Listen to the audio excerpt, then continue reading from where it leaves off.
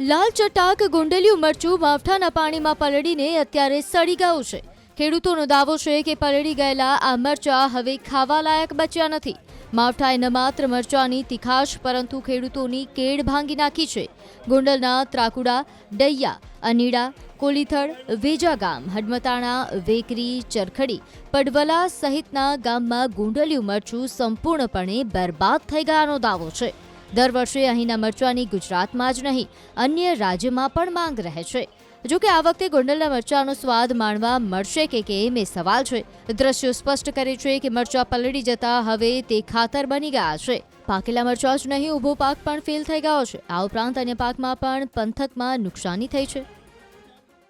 અમારે ત્રાકુડાની લગભગ 80% મરચી ફેલ જ છે અને એવી રીતે ફેલ છે કે આ 8 દિવસના વરસાદના અતિવૃષ્ટિના કારણે કોઈ જાતનું ઉત્પાદન મરચીમાં મળવાનું છે નહીં। અમે 6 મહિનાથી આને વાવેતર, આની મહેનત, આનું ખાતર, આનું મલ્ચિંગ આ બધા સતત ખર્ચા કરેલા છે, પણ છતાં પણ આ મલ્ચિંગમાં વરસાદના હિસાબે અમારી મરચી પૂરી ફેલ છે।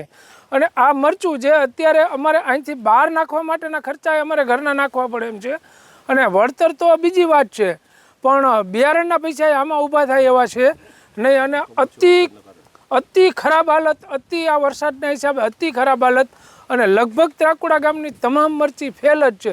આ તમે મરચું જોઈ શકો છો કે આ મરચામાં અમને 2 રૂપિયાનું વળતર મળે એવી શક્યતા કોઈ છે જ નહીં અને બહુ જ હાલત ખરાબ છે। અમે સરકારશ્રીને એવી અપીલ કરીએ છીએ કે આમાં કાંઈક દિલથી નિર્ણય કરી અને ન્યાય કરે કે ખેડૂતોને આમાં 2 પૈસાનું વળતર મળે। આ અમારા ગામના બધા ખેડૂતો હાજર છે। આ બીજા લોકોને તમે પૂછી શકો છો કે આ લોકોને શું હાલત છે, આ લોકોની મરચીની શું હાલત છે। આજુબાજુના ખેતરમાં કપાસ, કોબીજ, ડુંગળી જે બધા અહીંયા બાજુમાં ખેતર છે, બધા ખેતર તમે જોઈ શકો છો લગભગ બધું ફેલ જેવું જ છે। 80% આ વસ્તુ ફેલ જ છે। મેં 5 વીઘામાં મરચીનું વાવેતર કરેલ હતું। આ કમોસમી વરસાદના હિસાબે કોઈ 100% મરચી અત્યારે ફેલ છે। એ મરચી ઉપાડી નાખવાની છે, એમાં કાંઈ હવે થાય એમ નથી। અટાણ લગ્નમાં એમાં અંદાજે ઓછામાં ઓછો 70,000 થી 80,000નો ખર્ચો થયો છે। હવે એમાં ખર્ચો ઉપડે એમ નથી એટલે કોઈ 100% મરચી ઉપાડી નાખવાની છે। નકર નરવી મરચી હોય ને સારું વરસ હોય તો ઓછામાં ઓછું એમાં 5 લાખ રૂપિયાનું ઉત્પાદન આવે, વીઘે 1 લાખ રૂપિયાનું ઉત્પાદન આવે। અટાણે એમાં 0% છે। કમોસમી વરસાદના હિસાબે કોઈએ 100% એમાં નુકસાની થયેલ છે।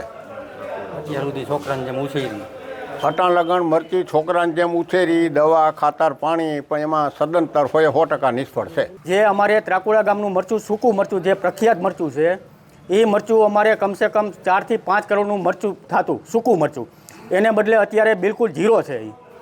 આટલો ખર્ચો કરતાં, ફર્ટિલાઇઝર, પેસ્ટિસાઇડનો ખર્ચો કરતાં પણ એ વળતર 0 છે અને પણ કોઈ આવક છે નહીં। મરચાંના ભાવ નથી, લીલા મરચાંના ભાવ નથી અને ટોટલી બગડી ગયા છે। ડાગી ડૂગીવાળા મરચાં છે જે માર્કેટમાં ચાલે નહીં અને મરચી પણ સુકાઈ ગઈ છે બધાને।